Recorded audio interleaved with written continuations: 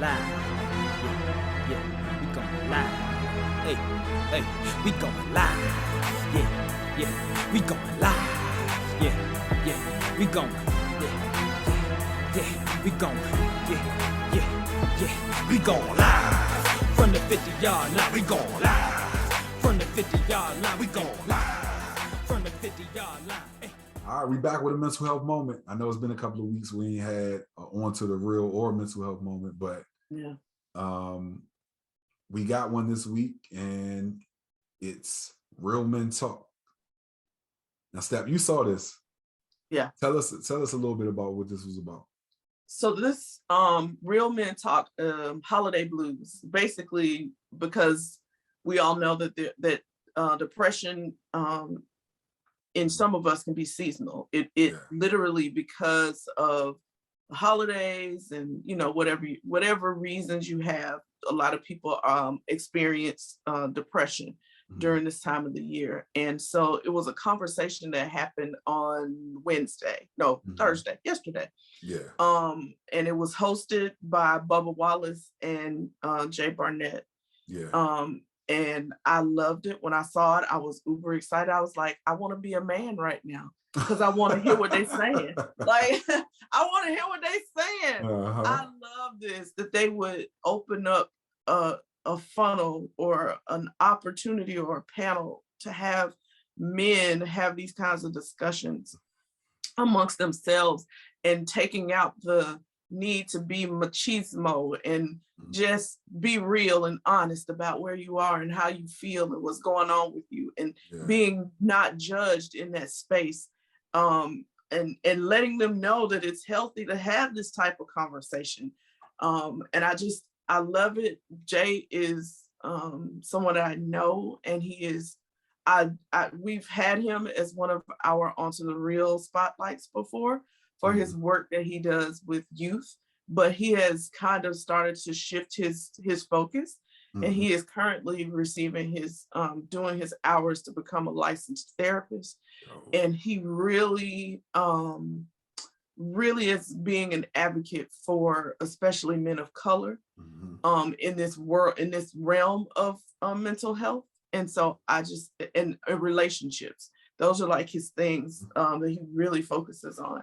And so putting this together, he's also teamed up with T.O. Yes. To do a peer support group. We're both part of the same peer group, which is we're both support group leaders for the same company, which is Mental Happy. Yeah. And so he and T.O. have teamed up to even do some work for athletes in that space, for men in that space, about mental health and being okay with talking about what's going on with you. So I felt like them doing that last night was monumental. It was monumental. And I don't know, because I wasn't privy, because I have estrogen and not testosterone, to be in there to see like how many people showed up and how they were really, vibing. But I'm sure it went well. And I hope that the people who participated got what they needed and are not going to just say, well, I did that, check that off. Like, this is a constant. You need to always be finding that space to work on yourself mentally. Definitely. So kudos to Jay and Bubba Wallace for doing this. This was awesome. I love the fact that like these guys are willing to collab and do stuff like this, and not like, oh well, I'm gonna just do it, this is my lane. They're actually getting together and making, you know what I'm saying? Yeah. Making it available to so many people. So that's dope. Yeah. Very dope. Yeah, I loved it. So good stuff, y'all. Yeah. Yeah. All right. Feel good final thought. Yeah. Now, so I've watched racing before, but when it's Black people in racing, I pay a little more attention. Yes. So when I saw Lewis Hamilton, I was like, oh, okay. With his braids. Right. Yeah. Okay. Yeah. So what what's the story about he and his dad and kind This of was what an his eyeball dad sweat moment. Yeah. Yeah. This was an eyeball sweat moment for me because I think they had their final race of Formula. So he's a Formula One racer. Mm-hmm. And they had their final Formula One race. And so overall for the season, which it's never happened, I don't believe. I'm not, that's not a fact, y'all. Just what I think is true. It's never happened that someone of color has finished Formula One in the standings number 2. Mm-hmm. And I believe had he won that race, he would have won the whole thing. Mm-hmm.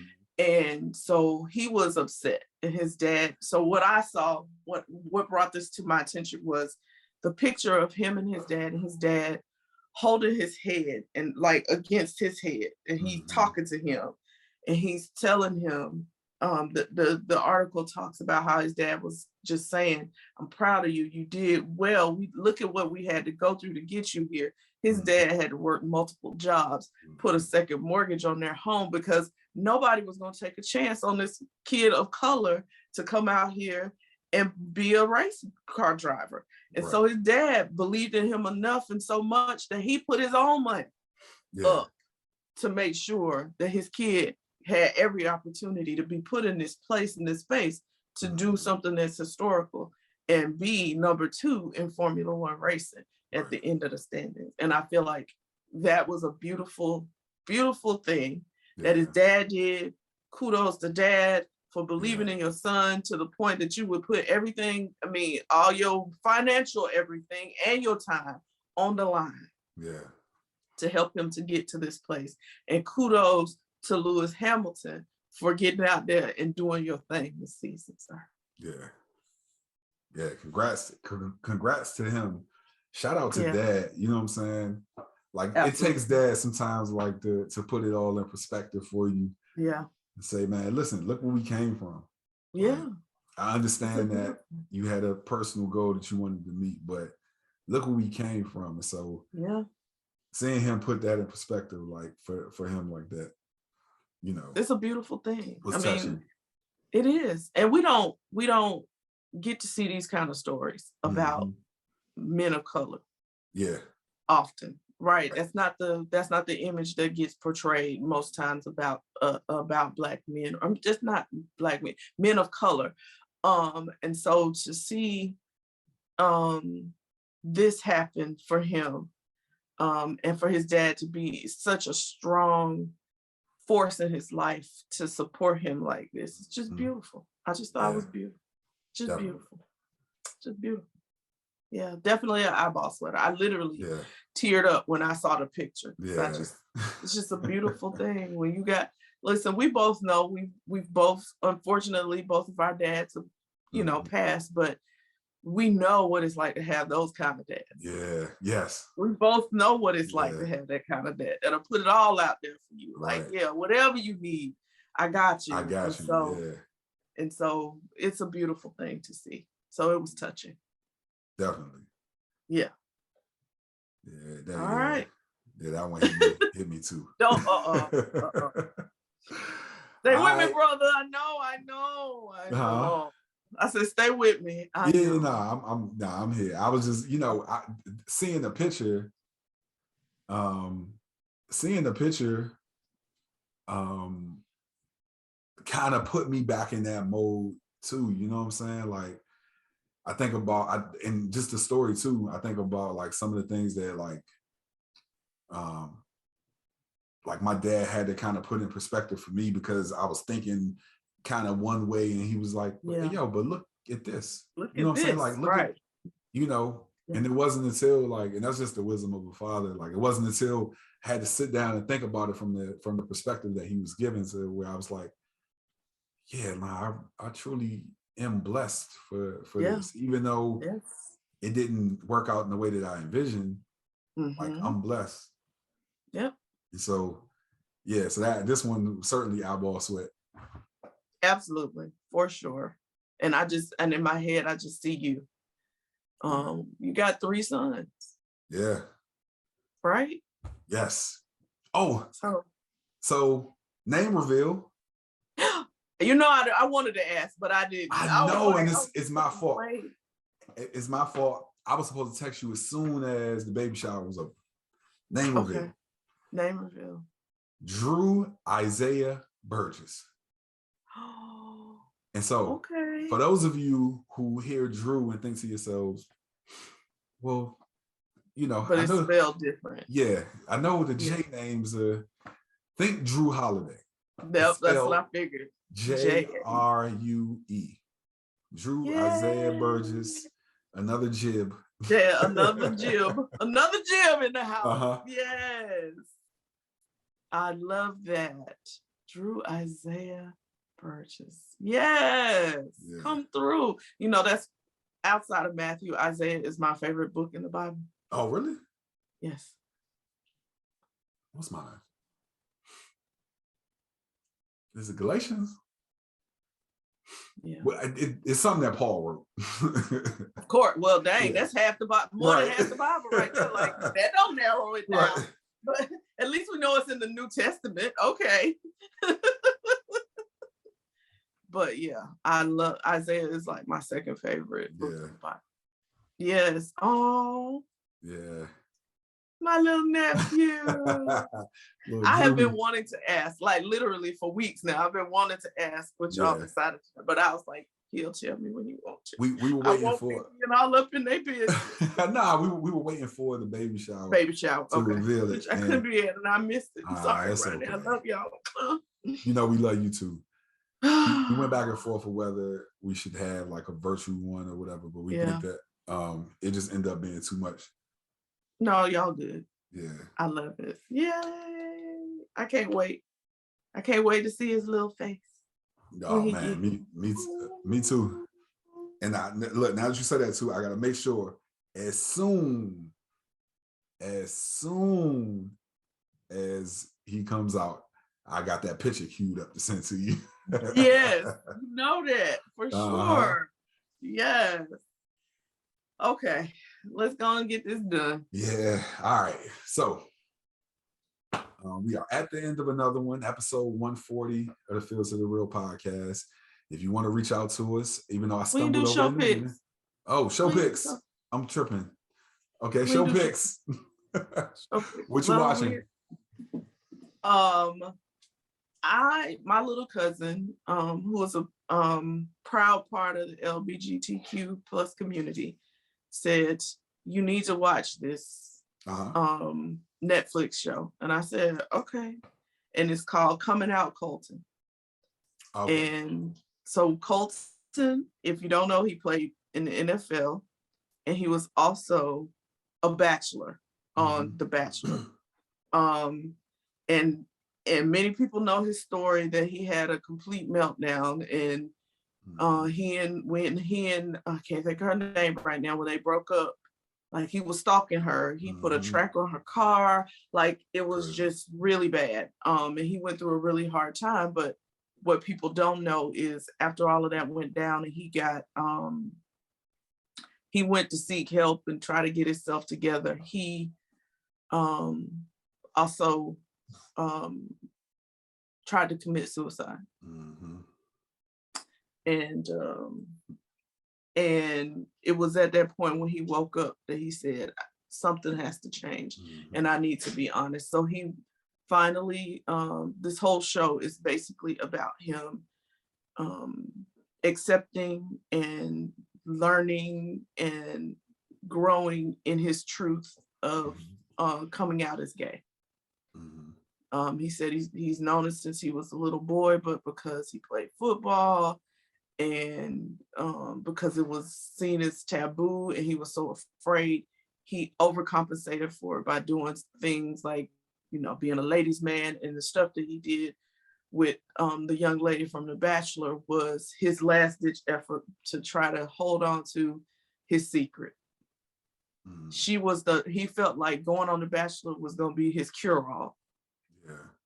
And was gonna make him straight finally. And he would just find a wife and be married and be miserable, but be married, and that'd be okay. And when that didn't work out, it flipped him out. And so he finally just is being unapologetically himself. And I've just told the whole show, but it's not really. It's not really I'm like sure it it's is. more. It's so much more. It's so much more, but it's really. It was. I cried from beginning to end. I'll say that it's 6 episodes, and just watching him struggle through and go through what he had to go through, but also being proud of him for just being unapologetic and finding his way to being unapologetic. Yeah. He still struggles, but it's been deep. It's been progress. Yeah, but it's deep. It was yeah. Yeah, I'm gonna have to check that one out. Yeah.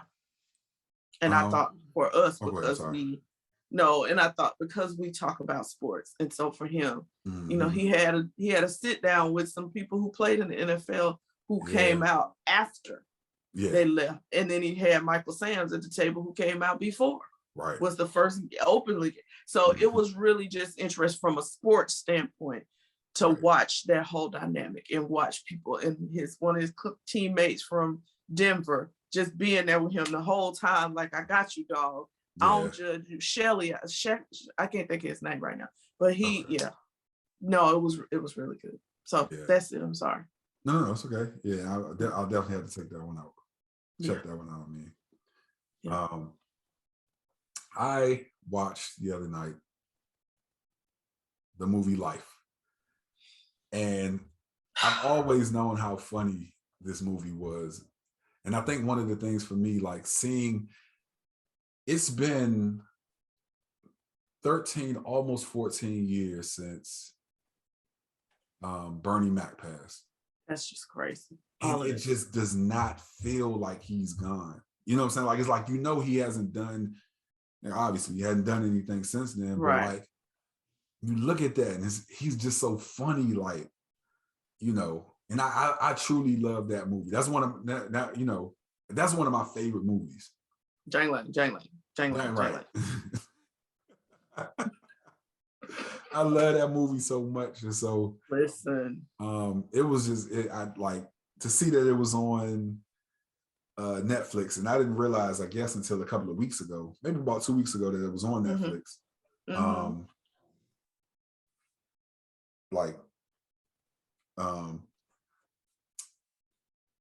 So it's about to go off, I guess, at the end of the year. And so, like, the fact that I was able to see it, and it'll probably be on something else, but the fact that I was able to see it, you know what I'm saying? Like, I'm glad. No, I'll probably watch it. It's a classic. Yeah. It's one of those classics. That is a classic, because you had 3 or 4, probably more than that, if I can think about it, of all the people who were in the movie. You had a plethora of powerhouse comedians in one space doing this movie. Right. It was like Eddie Murphy and Martin Lawrence have been big enough, but you put Bernie Mac, you put all of these, Anthony Anderson. You know I see. I forgot Anthony Anderson. It's a powerhouse of Black men comedians that was just. This could have been a Kings of Comedy reunion if Steve Harvey had been in it. Right. So now, try to leave DL Hughley out. Anyway. So but that's one of those classics. It'll always be funny. It's just long. You gotta have time to sit down and watch Life, because that's a long movie. Yeah, it is long. It's 3 hours at least. No, it's right at 2 hours. No. Yeah. It felt longer than that. It's right at 120 minutes. Is it? So yeah, but no, it's still a long money. It's still money. It's still a long movie. Most stuff I watch is about 2 hours, so that's not. But I don't know why I thought it was longer. Maybe it's because of the time frame that it spans in the movie. It feels long. Yeah. Because it's like, from the time they start out till they get old. So yeah. But so most movies are, you know what I'm saying, around an hour 20 to hour 30. So 2 hours for a movie is still pretty long. Yeah. Well, not when you're a Marvel fan. Oh yeah. I'm a Marvel fan. All the movies.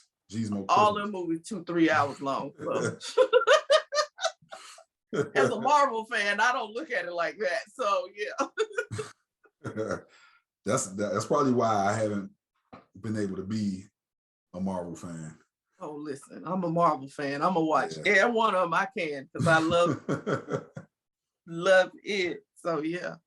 But yeah, that's a good one. That's a good one. Yeah. Maybe I'll check it out sometime before the 31st. Right, before it's off. Yeah. All right. Now so you can do your end. Now again, to land this plane. We are at the end of another one. And while I forgot what our email address was when we were addressing Steph Curry, shout out to you, Steph Curry. Rewind this and go back and see what I said. You can reach out to us at our email address, fieldgoodfinalthought@gmail.com. You can reach out to us on Facebook. Now I've gotten real good at making sure everything goes over there. Everything from our IG posts to our YouTube videos. And so you want to reach out to us on Facebook. It's the Field to the Real Podcast. No numbers on that one. It's the Field to the Real Podcast. Twitter and IG. Our Twitter account is at Field2TheRealP1. IG Field at Field2TheReal Podcast. And certainly go to our YouTube page, the Field to the Real Podcast. No number on that one either. And subscribe, like, share, comment, all of that. All of that goes towards us continuing to make this podcast as great as we can make it. I know I said it at the beginning, but thank you guys. We love y'all for continuing to listen and to support us.